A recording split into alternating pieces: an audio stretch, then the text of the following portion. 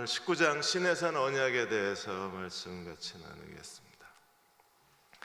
사무엘상 16장에 보시면 하나님께서 말씀하시기를 사람은 외모를 보거니와 나 여호와는 중심, 마음을 보신다 그랬습니다. 왜 하나님이 마음을 보실까요? 모든 인간의 죄와 위선과 타락이 마음에서 시작이 돼서 그렇습니다. 그래서 우리는 외모로 볼 때 훌륭하고 존경할 만하고 괜찮은 사람인데 그 사람 안에 그 마음은 지독한 이기주의고 무례하고 또 탐욕적이고 그리고 가까이 할 수 없는 그런 교만함이 있을 때가 많이 있잖아요. 그의 마음에서부터 죄가 시작이 돼서 그렇습니다. 그래서 예수께서 마태복음 5장에 보시면 두 가지에 대해서 얘기하시죠. 하나는 오른 눈이 범죄하면 빼버리라 그랬습니다. 왜요? 온몸을 가지고 지옥에 가는 것보다 차라리 눈이 하나 없이 천국 가는 게 더 낫다고 말씀을 하시고, 또 오른손이 범죄하면 잘라버리라 그랬습니다. 그러니까 예수님이 굉장히 과격하신 거예요. 야, 빼버려, 잘라버려 이러십니다. 왜냐하면 온몸을 가지고 지옥 가는 것보다 차라리 한쪽 손이 없이 천국 가는 게 더 낫다고 말씀을 하시는 거예요. 그러니까 실제로 눈을 빼고 실제로 손을 자르라는 건 아니죠. 그 정도로 우리가 죄에 대한 경각심을 가져야 된다. 뭐가 죄일까요? 죄에 대한 개념이 다르고 죄에 대한 이해와 죄를 보는 시각이 다 다릅니다. 그런데 죄는 뭐예요?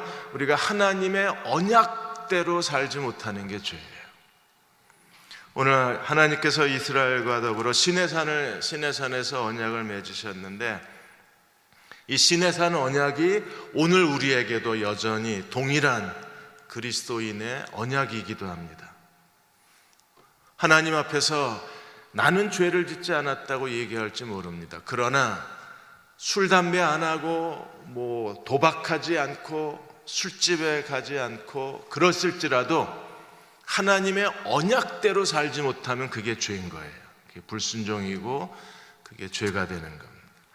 이스라엘 백성이 시내산에서 11개월을 머물면서 하나님께로부터 율법의 말씀을 받고 그리고 성막을 건축하게 되었습니다. 그런데 19장에서 24장까지 그 40장까지의 구조가 어떤 사건이 일어나고 하나님이 말씀하시고 어떤 역사, 하나님의 사건이 일어나고 다시 하나님이 성막의 모형을 보여주시고, 그래서 스토리하고 율법을 주시는 사건이 4번이나 반복이 돼요. 그냥 하나님이 율법을 한꺼번에 다 모아놓으셨으면 편했을 텐데 오늘 19장도 하나님이 시내산에 강림하시는 이야기가 나오고 20장에 십계명이 주어지고, 또 사건이 일어나고 하나님이 율법을 주시고 사건이 일어나고 성막을 짓게 하시고, 이래서 사건과 하나님의 율법과 성막이 계속 반복이 되면서 전개되어져 갑니다. 왜 그렇게 하시느냐 하면 하나님이 율법을 주셨을 때 우리에게 명령하시는 분이실 뿐 아니라 사건과 역사와 이야기를 통해서 이스라엘 백성 속에서 행동하시는 하나님이심을 보여주시는 거예요. 그러니까 말씀만 하시는 게 아니라 실제로 이스라엘 백성과 더불어 함께 하나님께서 그들과 교제를 나누시고 그들의 삶 속에 개입을 하시고 그들의 삶을 통해서 하나님이 지도하시는 거예요. 그래서 인격적인 하나님이신 겁니다. 단순히 우리에게 하라고 지시만 내리시는 멀리 계신 하나님이 아니라 매일 백성들의 삶 속에서 그들의 삶을 주관하시고 그들의 삶에 개입하시면서 우리에게 율법을 가르치시고 성막의 제도를 알게 하시는 하나님이신 거예요. 하나님은 이스라엘 백성을 애굽에서 끌어내시고 이제 3개월 만에 시내산까지 데리고 오셨습니다. 그리고 시내산에서 이스라엘과 언약을 맺으세요. 이 언약을 우리가 제대로 이해해야, 그래야 오늘 이 시대에서 하나님 뜻대로 살 수가 있어요. 이 시내산 언약을 이해하지 못하면 오늘 우리가 어떻게 하나님을 섬기고 그리스도를 따라야 되는지 제자도가 만들어지지 않는 거예요. 19장을 크게 둘로 나누어서 먼저 19장 1절에서 8절까지 시내산 언약에 대해서 가르치고 있습니다. 하나님께서 이스라엘 백성이 시내산 앞에 장막을 치게 하시고 모세가 하나님 앞에 올라갔을 때 하나님이 4절, 5절, 6절을 말씀하신 거예요. 제일 먼저 하나님이 하신 말씀이 무엇입니까? 19장 4절에 보시면 내가 애굽 사람에게 어떻게 행하였음과, 출애굽의 역사죠. 그 다음에 내가 어떻게 독수리 날개로 너희를 업어 내게로 인도하였음을 너희가 보았느니라. 그래서 하나님이 출애굽, 애굽과 바로에게 재앙을 내리시고 이스라엘 백성을 출애굽시키신 다음에 지난 3개월 동안에 이스라엘 백성을 독수리가 새끼를 날개에 업은 것처럼 하나님이 자기 백성을 업으시고 시내산까지 오셨다는 거예요. 신명기 32장에서는 더 자세하게 이렇게 기록이 되어 있습니다. 신명기 32장 10절에서 12절에 보시면 여호와께서 그를 황무지에서 짐승이 부르짖는 광야에서 만나시고, 하나님이 제일 먼저 하신 게 그들을 만나주시고 그 다음에 호위해 주시고 그리고 보호하시고. 여러분, 이 단어 하나하나가 우리에게 너무나 감동적인 거예요. 하나님이 광야에서 이스라엘 백성을 만나시고 호위해 주시고 보호하시고 자기 눈동자같이 지켜주시고. 그 하나님이심을 믿으십니까? 하나님이 오늘도 우리를 만나시고 호위하시고 보호하시고 눈동자같이 지켜주시는 하나님. 눈동자가 하나 상징으로 나오고 또 다른 상징이 독수리 상징이에요. 그래서 11절에 마치 독수리가 자기의 보금자리를 어지럽게 하여 자기의 새끼 위에 너풀거리며 그의 날개를 펴서 새끼를 받으며 그 날개 위에 그것을 업은 것 같이. 그러니까 독수리의 날개는 새끼를 연단하고 새끼를 훈련하는 날개입니다. 보금자리를 다 헝클어 놓고 새끼로 하여금 강제로 하늘을 날게 하고 다시 안전하게 어머니가, 그 어미새가 다시 업어서 공중에 올라가고 새끼를 떨어뜨려서 다시 날개짓을 훈련하게 하고. 이게 독수리 날개잖아요. 독수리 날개의 상징이 무엇입니까?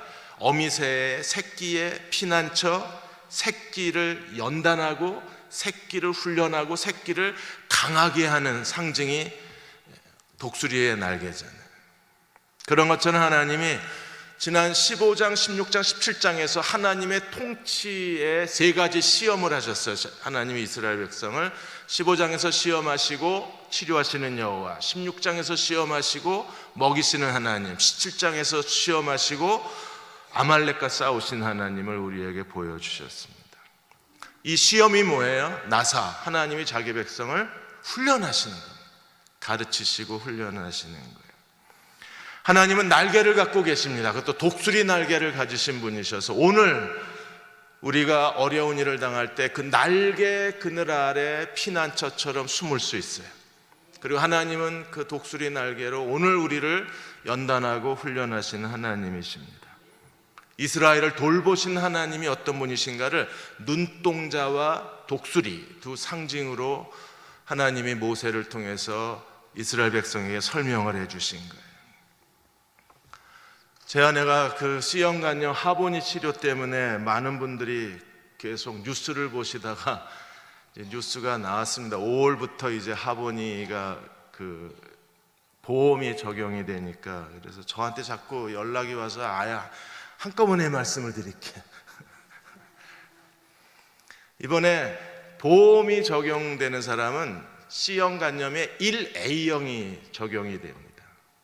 이게 1A형, 1B형 이렇게 해서 여러 타입이 있는데 이번에 다나 의원 사태로 인해서 다나 의원에서 C형 간염이 감염된 사람이 전부 1A형이에요.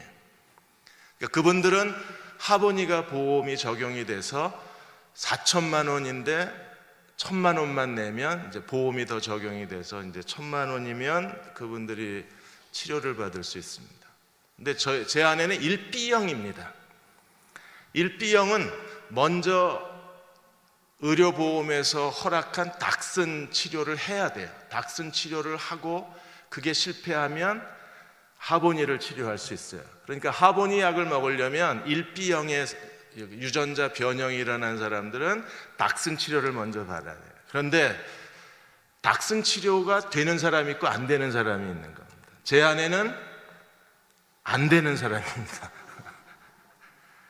그러니까 닥슨 치료도 할 수가 없어요. 그리고 닥슨 치료를 받지 않으면 하보니를 못 먹어요. 그러니까 기가 막히게 안 되는 사람으로 된 겁니다. 제 아내가 실망했을까요? 안 했습니다.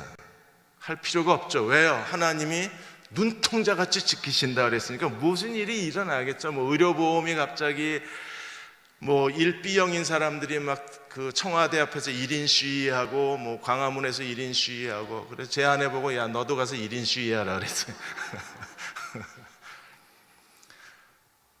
이게 누가 조작한 것처럼 안 되게 된 거예요. 의료보험 적용이 안 돼. 그런데도 우리가 실망하지 않을 것은요, 하나님은 여전히 우리를 독수리 날개에 업으시고 새끼를 강하게 훈련하시는 하나님이시기 때문에 우리가 그 하나님을 의지하는 겁니다. 하나님 모세를 통해서 뭐라고 그러셨어요? 오늘 4절에 너희를 업어로 내게로 인도하였음을 너희가 보았느니라. 우리는 매일의 삶 속에서 하나님이 우리를 어떻게 보호하시는가를 눈으로 보는 사람들입니다. 자, 하나님께서 이렇게 출애굽하셔서 새끼를 독수리처럼 새끼를 업어 시내산까지 데려오시고, 어미 독수리가 새끼를 업어 시내산에 데려온 다음에 하나님이 이제 언약을 맺으시는데 19장 5절에 보시면 하나님이 제일 먼저 선언하신 게 뭐냐 하면 세계가 다 내게 속했다는 겁니다. 세계가 다 하나님께 속했습니다. 이렇게 믿으십니까? 그러면 세계가 하나님께 속했다는 게 무슨 뜻일까요? 세계가 다 내게 속했다. 왜? 언약에 앞서서 이게 마치 언약의 헌장, 언약의 서론처럼 세계가 다 내게 속했다고 말씀하시는 이유가 어디 있어요? 하나님이 이제부터 이 언약의 목적은 온 세상을 위한 거라는 겁니다. 하나님이 이스라엘 백성을 선택하셔서 여기 시내산 언약을 맺으시는데, 이 언약을 통해서 이스라엘 백성이 해야 될 가장 중요한 언약의 사명이 뭐냐 하면 온 세상을 섬겨라. 내가 너희를 부르는 것은 온 세상을 섬기고 온 세상을 향한 하나님의 계획을 성취하고 온 세상을 향한 하나님의 뜻을 실현하기 위해서 내가 너와 계약을 맺는 거라는 거예요. 오늘의 교회도 마찬가지입니다. 하나님이 우리를 부르시고 예수 그리스도의 피로 말미암아 새 언약을 맺으실 때 하나님이 우리에게 새 언약을 맺으신 목적도 시내산 언약하고 동일해요. 온 세상이 내 것이라는 겁니다. 하나님이 우리를 부르실 때 세상을 섬기고 온 세상을 섬기고 온 세상을 향한 하나님의 뜻을 이루라는 거예요. 우리 개인의 구원에 집중되는 게 아니라 하나님의 부르심은 더 큰 거예요. 우리는 이 땅에 살아가는 동안에 한비아 씨가 말한 것처럼 정말 글로벌 마인드, 글로벌 비전을 갖고 살아야 돼요. 세상을 쳐다보고 살아야지 자기 자신만 쳐다보고 사는 사람이 되면 안 되는 거예요. 왜냐하면 우리를 부르신 부르심 자체가 온 세상을 향한 거기 때문에. 그럼 온 세상을 섬기는 사람이 되려면 제일 먼저 해야 될 일이 무엇입니까? 5절에 보시면 너희가 내 말을 잘 듣고 내 언약을 지키면 너희는 모든 민족 중에서 내 소유가 되겠고, 제일 먼저 하나님이 원하시는 게 뭐예요? 내 말을 잘 듣고 내 언약을 지켜라. 하나님의 말씀, 하나님의 언약에 순종하라는 겁니다. 하나님이 우리에게 수준 높은 헌신을 요구하시는데, 언약의 사람들은 하나님의 모든 말씀에 순종하는 순종의 인격을 가진 사람들이에요.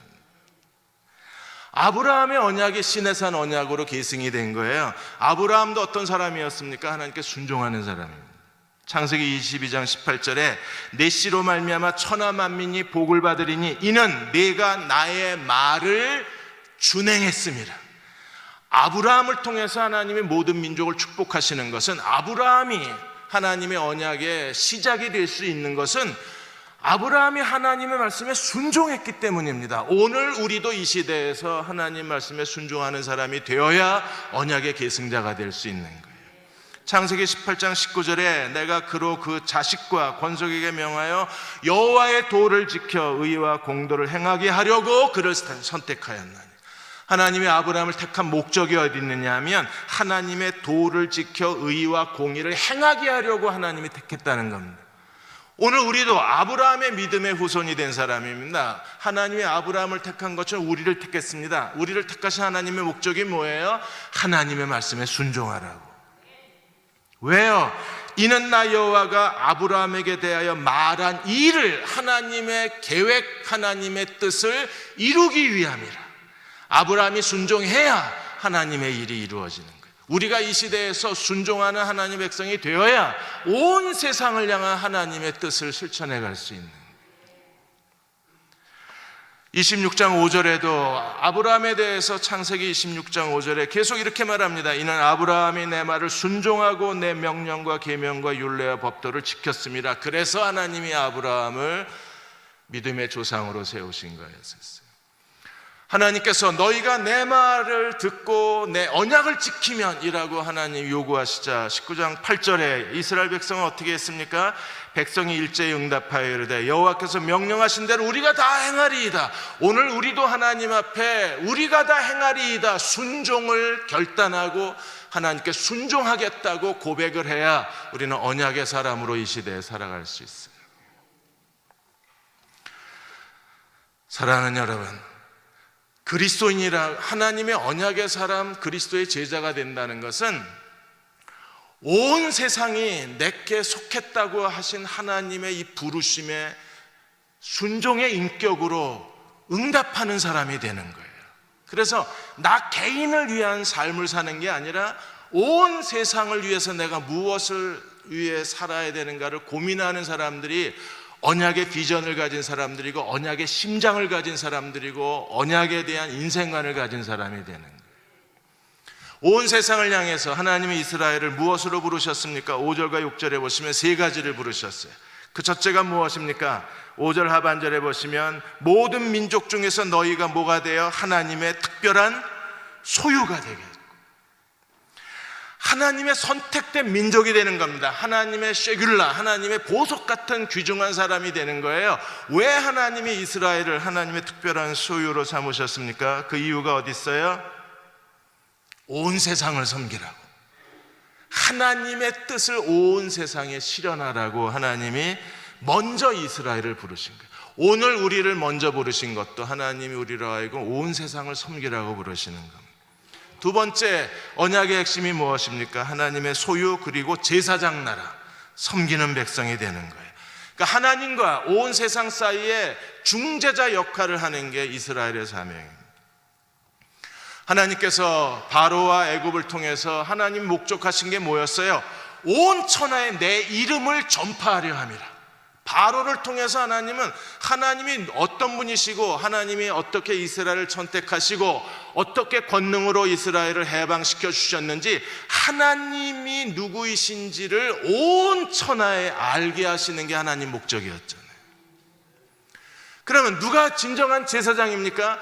하나님이 행하신 일을 온 세상에 알게 하는 사명을 감당하는 사람들이 이 시대의 제사장 나라가 되는 거예요. 베드로전서 2장 9절에 우리가 왕 같은 제사장으로 부름을 받았는데 동일한 부르심이 우리에게 있는 거예요. 교회는 끊임없이 시대의 변화에 따라서 복음은 바뀔 수 없습니다. 그러나 계속 시대에 맞게 새로운 옷을 갈아입으면서 우리는 이 시대에서 복음의 제사장 역할을 감당해야 되는 거예요. 더 많은 민족이 하나님을 아는 지식을 가질 수 있도록 교회의 사명을 다 감당해야 되는 거예요. 이번에 제너럴 일렉트릭 제프리 이멀트 회장이 한국을 방문을 했습니다. 제너럴 일렉트릭이 무려 138년 된 기업입니다. 138년 동안 제너럴 일렉트릭이 최장수 기업이 될 수 있었던 비결이 무엇인가에 대해서 제프리 이멀트 회장이 한국에 와서 신문기자들 앞에 지2가 이렇게 오랫동안 미국인들에게 그 미국인들이 사랑하는 기업으로 남을 수 있는 비결에 대해서 설명을 했는데, 제너럴 일렉트릭은 과거에 소중했던 걸 다 버리는 혁신을 통해서 오늘까지 138년 기업을 이끌어왔다 그랬어요.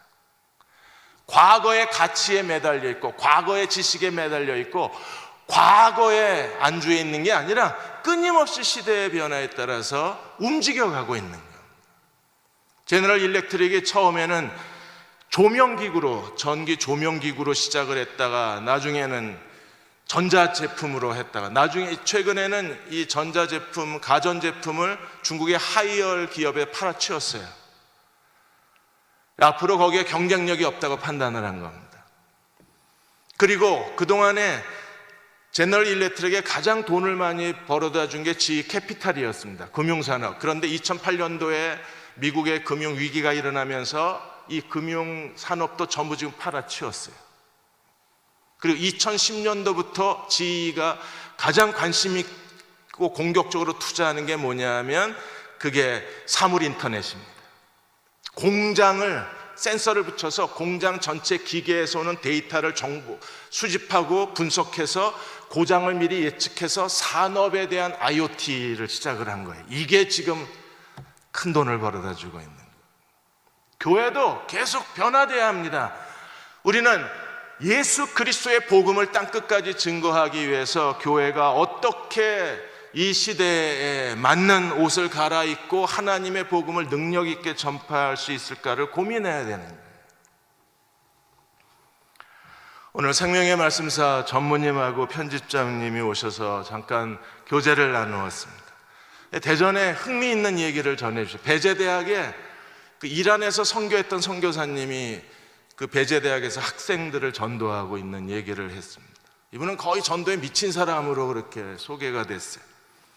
그래서 학생들에게 전도할 뿐 아니라 배제대학에 있는 유학생들에게 전도를 해서 거기에 그분을 통해서 그리스도를 믿고 구원받은 사람들이 점점점 늘어나고 있는 거예요. 그래서 그 선교사 나 좀 만나자 그랬습니다. 그 다음에 해야 될 일을 모르고 있는 거예요. 그래서 내가 도와주겠다 그랬습니다. 충남대 얘기도 들었습니다. 충남대의 어느 한 교수님은 교수님인데 목사 안수 받으시고 아예 충대에서 주일날 교회를 하시는 거예요. 그래서 학생 몇 명이 시작했다가 지금 한 40여 명의 학생들, 그 다음에 유학생들 이렇게 모여서 거기서 공동체 교회가 시작이 되고 그 교회를 통해서 학생들을 돌보고 계신다는 얘기를 들었습니다. 이런 끊임없는 뭔가 새로운 시도가 온 세상이 하나님의 거예요. 우리는 온 세상에 하나님을 아는 지식을 전파해야 될 사명을 갖고 하나님의 특별한 소유가 됐고 하나님의 제사장 나라가 된 것. 그 전무님은 대흥교회 옛날을 잘 알고 계셔서 대흥교회가 대전에 있는 대학마다 활발하게 제자훈련 사역을 하고 복음을 전했던 것을 기억해내셨어요. 그리고 다시 옛날에 그런 대흥교회의 청년 대학 사역의 전성기를 되찾아가야 합니다. 근데 과거의 방식으로 하는 게 아니라 새로운 패러다임을 가지고 젊은이들에게 도전해서 우리는 하나님의 사명을 감당해내야 되는 거예요. 그러려면 하나님의 언약에 깨어있는 사람들이 필요한 거예요.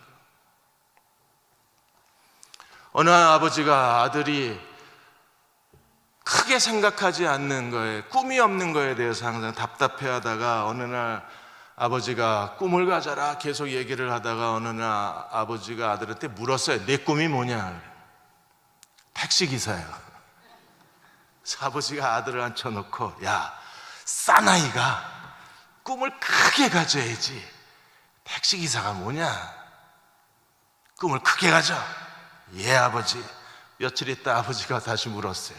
네 꿈이 뭐냐? 버스기사요.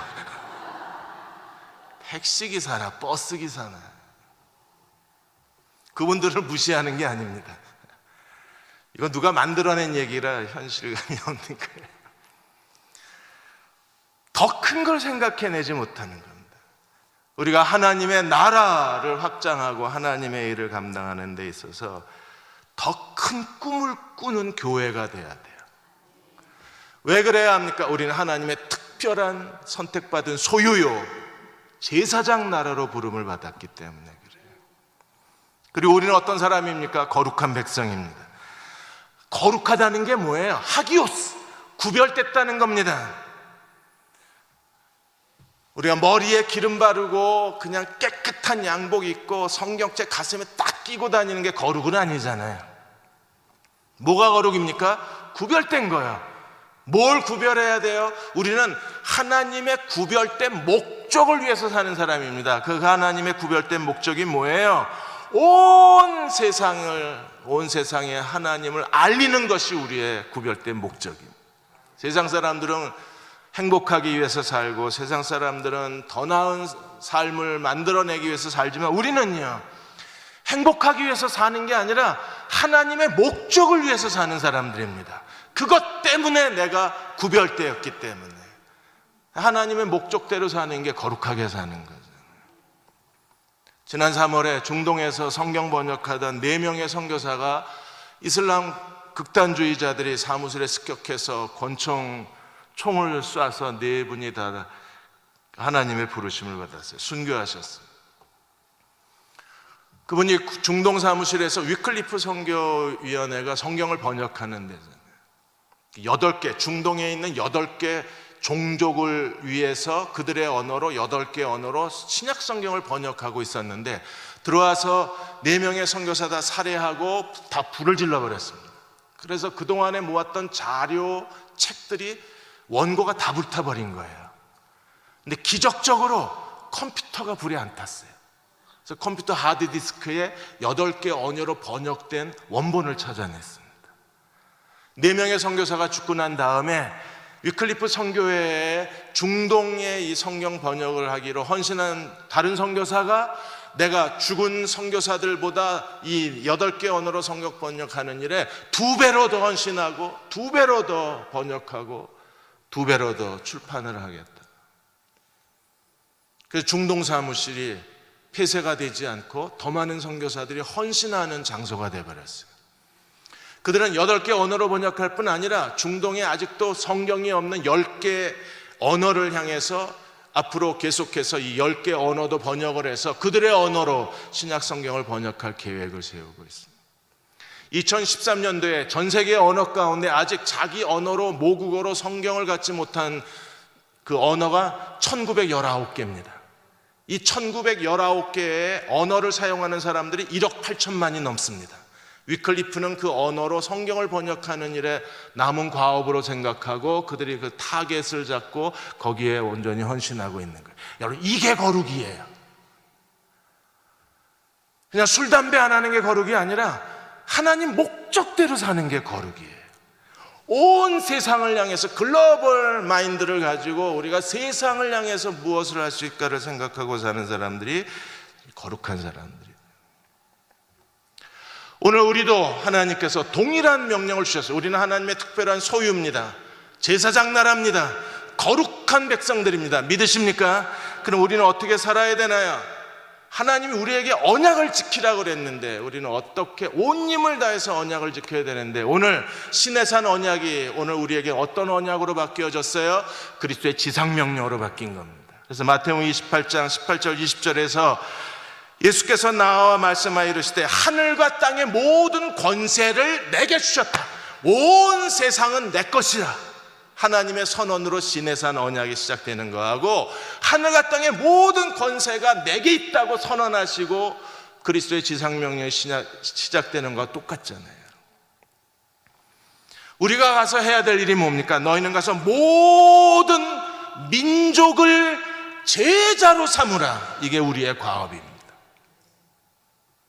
하나님은 어마어마한 일을 우리에게 주신 거예요. 가서 모든 민족을 제자 삼으라. 이게 교회가 이 시대에 감당해야 될 하나님의 뜻이요, 교회가 이 시대에 순종해야 할 하나님의 언약이요, 모든 민족을 제자 삼는 이 글로벌 비전이 우리가 이 세상에서 성취해야 할 하나님의 계획인 거예요. 우리는 모든 민족을 제자로 삼기 위해서 아버지와 아들과 성령의 이름으로 침례를 주고 예수께서 가르친 모든 것을 가르쳐 지키게 해야 합니다.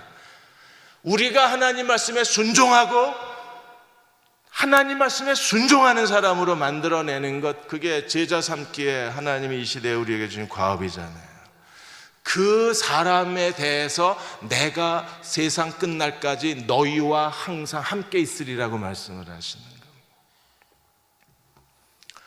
저도 이제 5월 9일에 다시 2번째 선교사 훈련을 떠납니다. 지난 4월에 중앙아시아 선교사 훈련 한 주간 갔다 오고 이제 5월 9일부터 13일까지 동서남아시아 선교사들이 한 자리에 모여서 훈련을 하는데 거기에 강의하러 갑니다. 11월에는 말레이시아에 있는 중국인 목회자들을 대상으로 해서 올해 3차례 선교사 훈련을 하러 가는데, 가서 현장에 가서 보면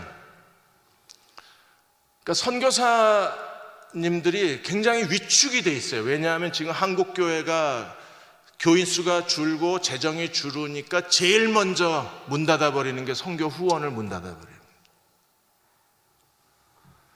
그러니까 교회 자체의 운영을 하는 비용을 아끼려다 보니까 제일 먼저 삭감하는 게 선교 후원부터 삭감을 해요.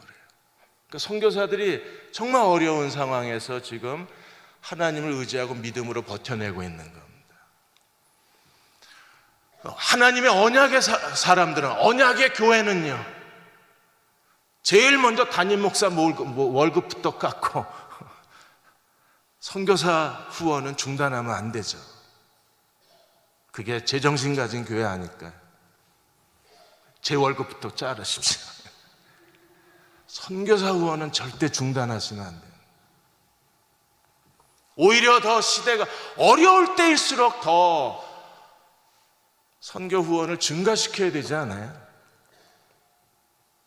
우리가 조금 덜 먹고 아껴 쓰고 전등 하나라도 끄고 교회 물건 하나 아끼고 아껴서, 그래서 해야 될 교회의 사명이 뭐예요? 온 천하를 향한 우리의 사명을 감당해야 되죠. 하나님이 이미 2000년 전에 교회에 주신 사명이 무엇입니까? 너희는 가서 모든 족속을 제자로 삼으라 그러죠. 깨어서 그 일을 해야 그 교회가 거룩한 교회인 거예요. 제사장 사명을 감당하는 교회예요. 그 교회가 하나님의 특별한 소유가 되는 겁니다. 9절에서 25절까지 이제 하나님이 시내산에 강림을 하십니다. 여기에 있었으면 얼마나 좋았을까요? 그리고 지금 하나님이 가끔 100년에 한 번씩 이 일을 해주시면 얼마나 좋을까요? 하나님께서 친히 강림하시는 영광스럽고 거룩하고 장엄한 광경이 우리에게 펼쳐지면 CNN을 통해서 전 세계에 생중계가 될 텐데, 한 번쯤 가끔 이렇게 해주시면, 바쁘신가? 이렇게 해주시면 너무 좋을 것 같아요. 18절에 하나님이 시내산에서 강림하실 때 어떻게 했어요? 시내산의 연기가 자욱하니 여호와께서 불 가운데, 사도행전 2장에 초대교회도 불에 혀같이 갈라지는 모습이 나타나면서 신약교회가 시작이 됐는데, 시내산 언약에서도 하나님이 불 가운데 강림하셔서 그 연기가 온기가마 연기같이 떠오르고 온 산이 크게 진동하더라. 연기가 가득하고 불 가운데 여호와가 강림하시는데 온 산이 크게 흔들리고, 한 200년마다 한 번씩 해달라고 요청을 합시다. 하나님이 왜 강림을 하셨을까요? 하나님이 강림하시는 아주 중요한 목적이 있어요. 그것은 하나님이 모세를 통해서 여호와의 말씀을 전달하실 텐데, 모세가 하나님 말씀의 전달자라는 것을 하나님이 입증해 주시기 위해서 시내산에 강림하시는 거예요. 내가 너희에게 이제부터 명령을 말하겠다. 여호와의 규례를 가르치겠다. 계명을. 그래서 여호와가 가르친다는 걸 하나님이 입증하기 위해서 시내산에 강림하시고, 모세가 그 하나님 말씀의 전달자라는 것을 하나님이 신뢰시키기 위해서 시내산에 강림하시는 거예요. 모세가 하나님 말씀의 전달자라는 게 신뢰가 되지 않으면, 모세가 전하는 말씀이 하나님 말씀이 아닐 수도 있다는 부정적 의견이 퍼지게 되면 이스라엘 백성은요, 시내산 언약에서 벗어나는 거예요. 왜요? 너희가 내 말을 듣고 내 언약을 지키면 너희가 내게 특별한 백성이 되고, 하나님 말씀을 부정해버리면 하나님 말씀을 지킬 수가 없는 거잖아요. 그러니까 하나님이 먼저 하셔야 될 일이 뭐냐면, 내가 여호와다 강림하시고 모세가 전달자다 입증해 주셔야 되는 거예요. 그래야 모세를 통해서 받은 말씀이 여호와의 말씀으로 믿고 순종하면 어떻게 돼요? 시내산 언약의 백성이 되는 거예요. 그래서 하나님이 9절에 이렇게 말씀하셨습니다. 여호와께서 모세에게 이르시되 내가 빽빽한 구름 가운데에 내게 임함은 내가 너와 말하는 것을 백성들이 듣게 하냐. 다시 읽어보세요. 내가 너와 말하는 것을 백성들이 뭐하고? 듣게 하고. 그러니까 생생하게 현장 생중계가 되는 겁니다. 듣게 하고 또한 너를 영영히 믿게 하려 함이니라. 모세가 백성의 말을 여호와께 아뢰었으므로 믿게 하려 함이라. 무엇을요? 여호와가 모세를 통해서 하나님 말씀을 전해주시는 걸 믿게 하는 겁니다. 믿어야, 하나님 말씀을 하나님 말씀으로 믿어야, 그래야 순종하잖아요. 순종해야 시내산 언약 안에 거하는 거예요. 저도 항상 고민이 이 문제가 고민입니다. 설교를 잘하는 게 저의 고민이 아니라 제가 설교할 때 교인들이, 청중들이 하나님 말씀으로 믿어주느냐가 더 큰 문제예요. 그러려면 내가 그만큼을 살아내야 되는 거야. 말씀을 하나님은 오히려 모세는 다행이에요. 왜? 하나님이 생생하게 생중계로 보여주셨습니까? 지금도 이렇게 해주시면 우리가 얼마나 좋을까요? 우리는 하나님이 그렇게 안 해주시고 네가 알아서 하라는 거니까. 그러니까 우리는 인격을 통해서, 삶을 통해서 이걸 증거해 보여야 되니까 이게 거의 불가능한 거예요. 사람인지라 실수할 때도 많이 있고, 사람인지라 부주의할 때도 많이 있고, 그러면 그게 그냥 사람의 실수, 목사의 부주의로 끝나는 게 아니에요. 그게 하나님 말씀이 손상이 돼요. 그럼 말씀이 손상이 되면 더 이상 교인들이 그 말씀에 순종을 안 하면 시내산 언약 안에 못 들어가요, 우리가. 너무 무서운 거예요, 이게. 작년에 인분교수 사건이 일어나서 그 교수가 자기 조교에 대해서 막 후추 스프레이 뿌리고 온갖 3년 동안의 악행을 다 저질러서 우리가 다 경악을 했었잖아요. 근데 올해 들어와서는요, 악마 동기생 사건이 일어났어요. 고급 승용차 타고 다니는 아이가 자기 아빠 회사에 취직시켜주겠다는 걸 믿기로 해서 동기생을 가혹행위를 하고 아주 노예처럼 부려먹고, 이 악마 동기생 사건이 큰 충격이 일어나. 최근에는요, 악마 선배 사건이 또 일어나서 골프채가 부러질 때까지 후배를 폭행을 하고. 근데 이게 전부 대학에서, 그래도 한국의 최고 교육기관인 대학 내에서 전부 일어난 거예요. 교수와 학생 사이에, 학생과 학생 사이에, 선배와 후배 사이에 이런 일이 일어난. 그래서 우리가 그래도 최고의 지성이라고 말하는 사람들이 이런 비인간적인 행동에 대해 한 거에 대해서 너무 가슴 아파한 거 아니에요? 그런데 하나님 말씀을 전하는 설교자들, 목회자들이 그 하나님의 말씀, 이게 하나님께로부터 말씀이라는 게 인정될 만한 수준의 그런 인격을 갖지 못하고 살면 이게 문제가 되는 거예요, 지금. 가끔 제가 얼굴이 형편없어지면 또 고민이 시작됐구나, 그렇게 생각하십니다. 정말 이게 고민스럽습니다. 아니, 괴로워요. 하나님께서 시내산에 강림해 주시면 이게 다 해결이 되는 건데 요즘에는 하나님이 그 일을 안 하시니까 하나님과 인격적 관계가 되는 거예요. 하나님이 거기 계셔서 말씀하시고 모세가 하나님께로 올라가서 말씀을 듣고 내려와서 백성에게 전하고. 그러니까 모세는요, 완전히 택배 아저씨예요. 백성의 말을 하나님께 가서 고하고 하나님 말씀을 백성에게 다시 고하고. 그래서 모세도 배달의 민족이라는 설이 있어요. 전달자입니다, 전달. 그런데 그 전달자는요, 하나님과 이스라엘 백성 사이에 인격적 관계가 되는 거예요. 하나님이 마이크를 통해서 말씀하시는 게 아니라, 스피커폰을 통해서 말씀하시는 게 아니라 모세를 통해서 말씀하고 계시니까. 여러분 여러분이 신앙생활을 할 때 하나님이 모세에 대해서 내가 너와 말하는 것을 백성이 듣게 하며 이 말씀이 입증될 만한 목사와 설교자를 만나는 게 여러분 시대의 복이에요. 그리고 그런 목사를 만나도록 우리가 우리 자녀들을 위해서 기도해야 됩니다.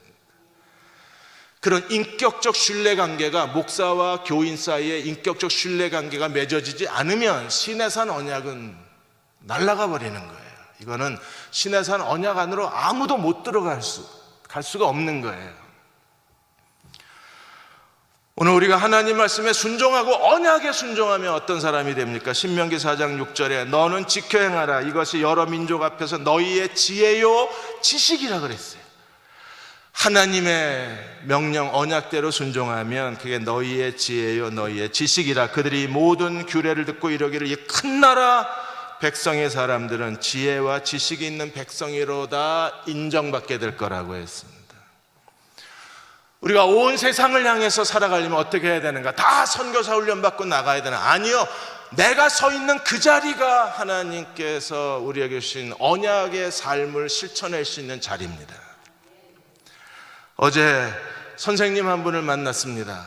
그래서 제가 그분한테 그랬어요. 학교야말로 최고의 선교지라고. 거기 학생들에게 제대로 가르쳐서 세상 지식을 키워줄 뿐 아니라 기회가 닿는 대로 하나님 복음을 전하고 하나님 말씀을 가르치면 세상 어떤 것보다도 그 학교가 우리가 감당해야 할 선교지라고.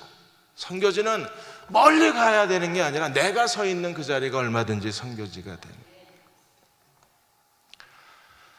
여러분이 어떤 일을 하든지 얼마든지 우리 교회에는 극동 다문화센터가 있습니다. 거기서 이 땅에 시집온 다문화 가족들을 우리가 사랑하고 그들을 돌보는 것, 그게 글로벌 비전 아니에요. 이 땅에 목숨을 걸고 자유를 찾아온 우리 모란봉 가족들을 우리가 사랑하고 가족처럼 돌보고 하나님 말씀을 가르치고 그들의 선한 목자가 되어서 그들의 삶을 보살펴 주면 내가 서 있는 그 자리가 선교지가 되는 겁니다. 다음 주 주보에 나오겠지만 저희 교회 유원장님하고 또 장로님 한 분이 대전 미션 네트워크 DMN 창립 예배를 드립니다. 대전에 있는 의료 선교회하고 선교단체하고 교회 선교단체를 하나의 네트워크로 만들어서 새로운 선교의 모델을 만들자고 시작하시는 거예요. 이런 일들이 우리 안에서 계속 일어나야 합니다. 선교지에 선교사로 나가지 않아도 우리가 서 있는 그 자리에서 얼마든지 우리는 그리스도의 지상명령에 순종할 수 있는 삶을 살아갈 수 있어요. 오늘 학교에서 일하시는 저희 교우 한 분이 그 돈을 모아서 선교센터에 헌금을 하셨는데 그분도 얼마든지 거기서 그 일을 하시면서 그리스도의 지상명령에 순종할 수 있습니다. 학교를 깨끗이 하시면서 하나님 이 아이들의 마음도 깨끗하게 해 주십시오. 여기서 공부하는 아이들 중에 구원받는 사람이 더 많아지게 해 주십시오. 이 학교에서 공부하는 아이들 중에 하나님 나라에 쓰임받는 아이들이 더 많아지십시오. 기도하면서 청소하시면 그 자체가 글로벌이잖아요. 내가 서 있는 이 자리를 소중히 여기고 내가 서 있는 이 자리를 통해서 어떻게 그리스도의 지상명령에 순종할 수 있을까를 우리가 고민하면 하나님은 우리를 통해서 더 영광스러운 일들을 해내실 수 있을 거예요.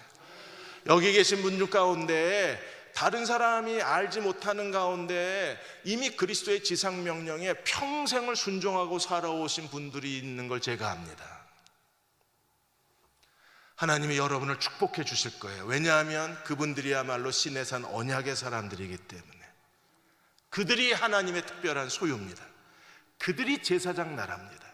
그들이 거룩한 백성들입니다. 우리가 마지막 때 될 때까지 그리스도의 지상명령에 순종하는 그리스도의 제자로 하나님 나라를 섬기는 저와 여러분이 되시기를 주의 이름으로 축원합니다. 기도하겠습니다.